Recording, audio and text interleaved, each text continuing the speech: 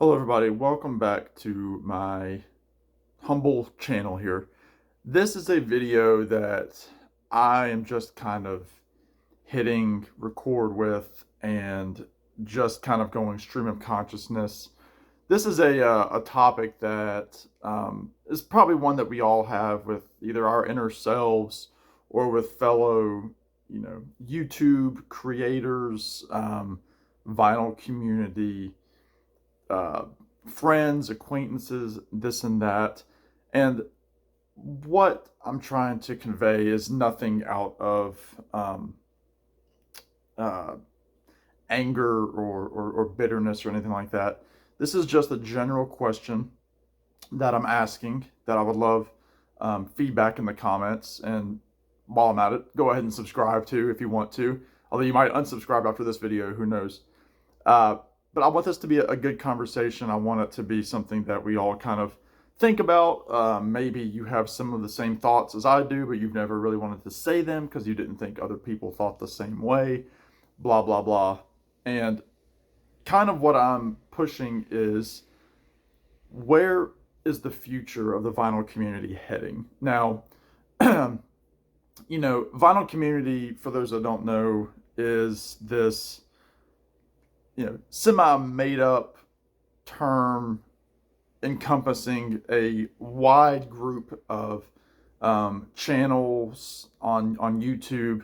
I think a lot of it started from people that were originally reading the Steve Hoffman forums online, which is this big, um, kind of chat board for different music-based topics. I don't personally participate simply because I don't have time to do that. And then YouTube, and then music and listening to music and playing music and all that stuff, and then just family life and friends and general things. I don't have time to read Hoffman forums. But anyway, I think a lot of it came from a small group of Hoffman commenters that then came over to YouTube and started making videos about music because YouTube was growing. It kind of became a legitimate platform for content, for information, and that sort of thing. And it's not something that I was aware of when it was first out. Frankly, I didn't know anything about it really until about 2018. And in 2018, I remember I was still living at home. I was a couple years out of college. I wanted to be sure that, I was staying up to date in the music world. Uh, and I stumbled across two channels. Um, I don't remember which order it was, and I will tag both of these guys below. I ran across Matthew Street, who I have talked about a lot as being really the main reason why I have a channel. Again, if you don't know Matt, check out his channel below. Beatles oriented, but he talks a lot about really anything that he's passionate about, whether that's John Denver, power pop. He just did a video recently on the group Bread. So he talks about things that aren't just about the Beatles. And I remember starting to watch Matthew's videos. And then the other channel that I started watching was Mean Mr. Mayo, Joe, and watching his videos, watching his early live chats, which again, that was all new to me to watch a live chat on online or on my phone. That was news to me. And I remember, like, it was back in the days where I would sit and watch, the full thing, or as much of it as I could, and I was just eating it up. This was all just like an eye-opening thing to me. And I know Matt did a few with some other folks as well, but Joe was doing a lot of those. And what drew me into these two guys, really two different things. I think for Joe's channel, he at that particular time, and then going back and watching a lot of his archives, he was doing a lot of record flips. Like, he was looking through record bins, and me living in a town that really only has one record store. This was like, oh, this is great. I can look and see these cool looking record stores, these antique stores, and see these records that I will never see in my town. And then, Matt, the thing that really drew me to Matt, I think, other than, just, the awesome, um, knickknacks and things that he had on the wall behind him, was just that, how, and I'm not saying Joe wasn't like this, but again, just the order of how I watch these guys' channels. And Matt was one of the first people, well, was the first person to take one of my ideas that I had written in the comments and make a video about it. I think it was a Christmas related video or something along those sorts. And so there was that personal connection, which is still very prominent in the YouTube world, and especially this vinyl community. And I personally have a hard time saying that I'm in the vinyl community, because I think there's, especially in recent days, for some reason the term vinyl community has this like aura about it, like, oh, I don't collect records, I just have CDs, which is how I really started this channel. I didn't have really any of these behind me here, and that was back in December 2020, 4.5 years ago. So like a lot of these records, the reason I have so many of these is because of you guys, and the channels that I watch, and the commenters, and following different platforms that say, oh, we have this cool reissue coming out, and like following along and getting that information from you guys. A lot of you who have become friends of mine, legitimate in-person friends. And that's been a wonderful thing, to make those connections. That's always probably the number one thing that I will take away if I ever leave this channel for whatever reason. I have no intentions to, for the foreseeable future anyway. You never know what can happen. But I the people that I've met, the places that I've been able to visit because of YouTube friends, the music that I've discovered is all based around the YouTube vinyl community. But lately, there seems to be, and I'm guilty of this as well. There seems to be this like underlying sense of wanting more from our channels. Those of us that have just a few dozen subscribers, we want to hit that first threshold of 50 or 100. Those of us that have 100 want to hit 250, then 500, 1,000. Then we want to get to monetization. I'm somebody who, some people are shy to say, if they monetize, blah blah blah. I do not monetize, but I would like to. I mean, this my dream goal, for a career, is to interview artists, to write about albums, and music journalism. And that's my passion. That was my passion in college, doing opinion pieces for my school newspaper. I have always loved doing this. I worked for the Harvester Performance Center for a year as a volunteer blogger. My perk was that I got to go to free shows when they had extra space, and I got to see probably about 25 shows for free because of that position. And all I had to do was write a blog and a review of the show, and it was fantastic. Never once felt like work, and it was a great time. And now with this channel, I've had the very fortunate opportunity to interview a couple different musicians. I have a few potential interviews on the horizon that I'm very excited about, that I'll get to at a later date. But that's all been because of this channel. It's a lot of what I've learned has led up to this moment. And again, that's a lot of you all out there too. Your channel is a lifetime of enjoying records, enjoying CDs, digital music, going to concerts, working in record stores, going to meeting people working in the music industry. For some of us out there, that's all adding to this quilt that we have on YouTube. But I think that feeling of wanting more is there, and it's kind of the case with anything where you're kind of in the public eye.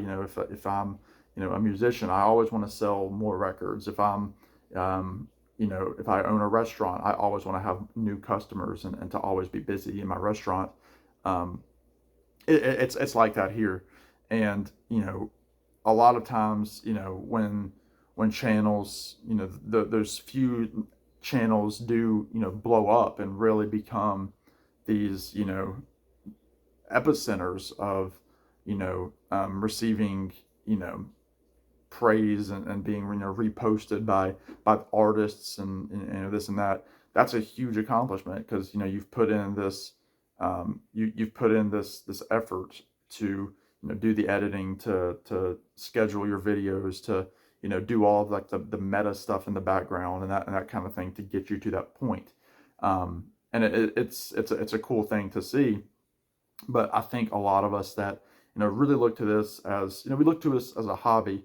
But a lot of times, like for me, I'm also kind of using this, and this is me being honest, I'm kind of using this as kind of a, some sort of portfolio, for, if there's always that, if I ever am able to become a music journalist, I'll have interviews scheduled. I'll have, all, these, playlists that I've, curated over the last, right now, almost 5 years.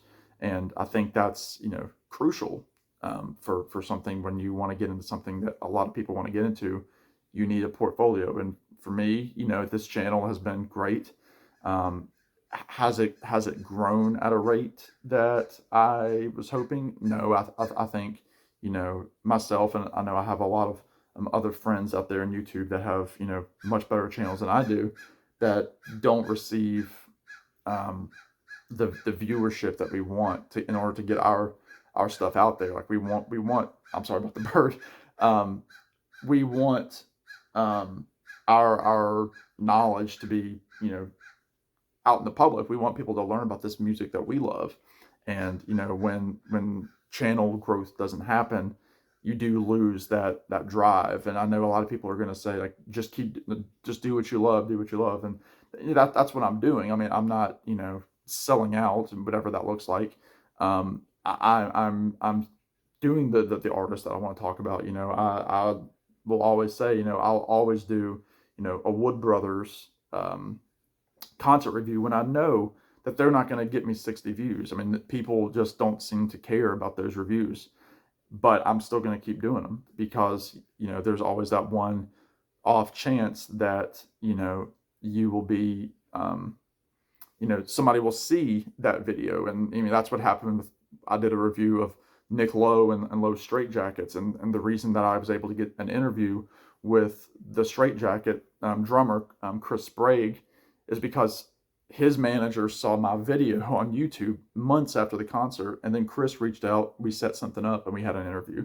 That was all because of a video that I thought wasn't going to do more than 100 or so views, and it really didn't get that many views, and the interview probably got less, but it was a cool moment to have that experience.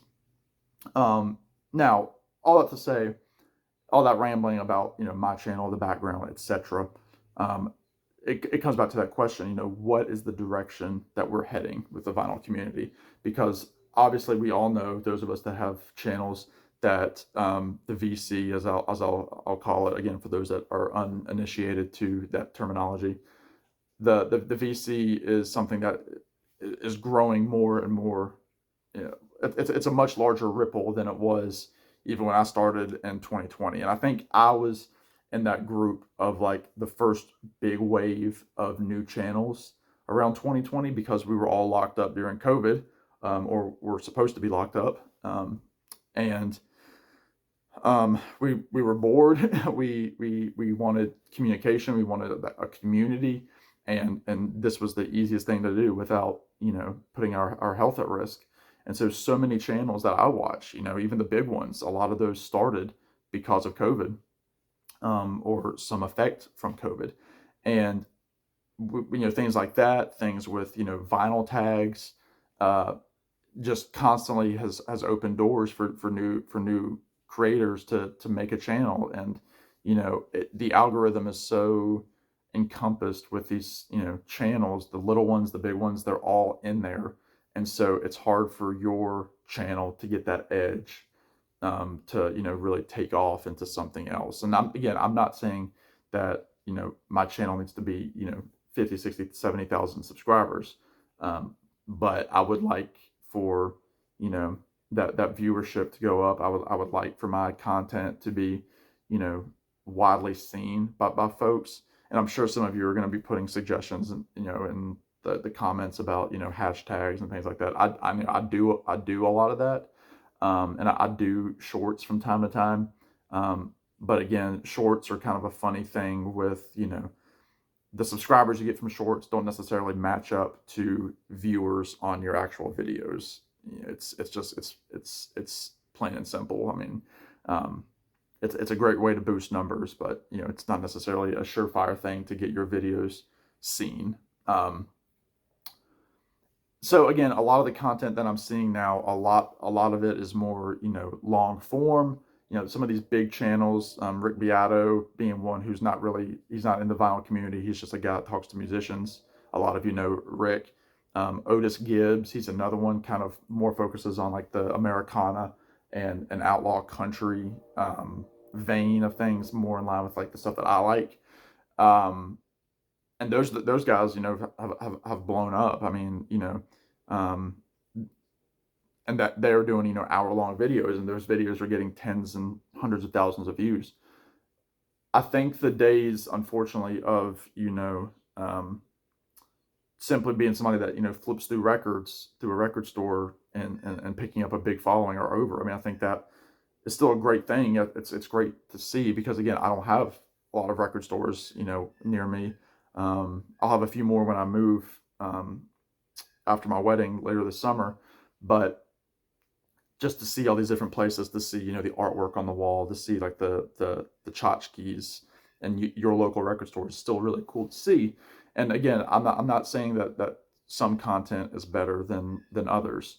I'm just saying that I think the vinyl community is heading in a way that, you know, the big channels are really the ones taking over, and I think it's going to really weed out a lot of these smaller channels. And I hate to say it, but there's just so much out there, and you know, unless you're, you know, willing to, you know, keep cranking out videos and you know, if you're just doing it legitimately for the fun of doing it, then by all means keep doing it, because those channels should stick around. But again, it's like anything. Once, you know, once there was, you know, one, you know, type of car, you know, back in the early 1900s, another car had to be made, and then another type, and then like it spreads like anything else, because that's the hot thing. And then with, you know, this big vinyl resurgence that's happening in the world and retail, it's you know, everybody has access to vinyl records. You go to Barnes and Noble, you go to Target, you go to Walmart, you can get a vinyl record. Now, you know, you might not know anything about it, the pressing, the you know, who cut it, what's in the dead wax, that kind of thing, but you can get a vinyl record. You can get one anywhere. You can go to an antique store and get a you know, a Tex Ritter, you know, country record for 50 cents, and you're like, oh, I've got a vinyl record, you know, or, you know, a moldy Beatles album for $1, you know. So I'm fascinated by, you know, a lot of these creators, these YouTubers that, you know, have really changed their style. I mean, I've changed my style a little bit. That was kind of one of my resolutions at the beginning of this year.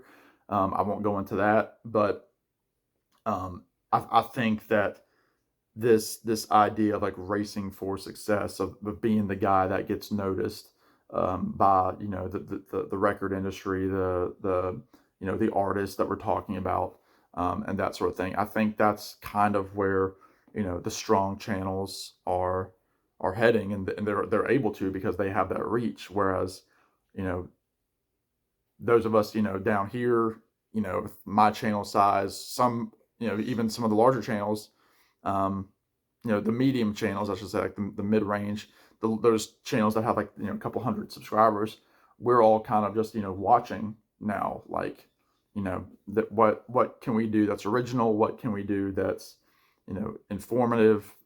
Do we want to be informative? Do we just want to show, you know, records that, you know, we have, you know, just like, oh, here's, you know, another record, and I like it. Like, you know, I'm curious. And again, this is not me disparaging any channel. This is not me putting channels down that do content like this or that. I do both. I mean, you know, it's a strange beast in the YouTube world, and it's one that I'm still, you know, not so sure how to make successful, because again, you know, you know, I do get down that my channel has not grown, and I see others that, you know, race past me, and that's something that you know, that I struggle with, and you know, I'm doing what I think is the exact same thing that these other channels are doing. So there's a lot of, you know, things to dissect. Again, this video doesn't really have a straight answer to it, but I'm curious what you think. You know, where is the vinyl community heading? You know, where do you think it's going to be in the next couple of years? I'm sure that a lot of channels that are out there now won't be around. I'm sure that there will be a lot more channels taken in their place. I don't think it's going anywhere. I don't think vinyl records are going anywhere anytime soon. But you know, I'm genuinely curious about, you know, where you stand. Am I an idiot? Do you think I'm being, you know, dramatic? Any of that stuff. So please leave your comments below. I would love to talk to you. If you know, if I get comments or if I get a lot of hate, there might be another video. Who knows? But y'all be good. Take care, and we will see you on the next one very soon. Bye now.